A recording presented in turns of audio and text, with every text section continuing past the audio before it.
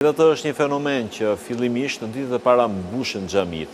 Kemi edhe një kontingjent njerëzish të cilët të pa konsoliduar ndoshta në fe e fillojnë me shumë vrull, mirë po dal nga dal, ditë pas dite sikur nuk duken më, edhe fillojnë ato paksohen ato radhët. Ekziston dhe ky kontingjent. Në një farë mënyrë, kjo bisedë që po bëjmë u drejtohet dhe këtij kontingjenti. Pra, si mundet ne të injektojmë tek ajo, tek ata vetëdijen që, e fillua të çojnë deri në fund të muhabetash.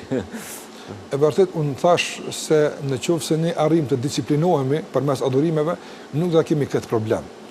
Problemi është se besimi nuk është reflektim euforik, por është bindje, e cila vazhdon më tutje. Ajo që është e vërtet sot është edhe pas një javë, pas 2 javë, njëjtë është.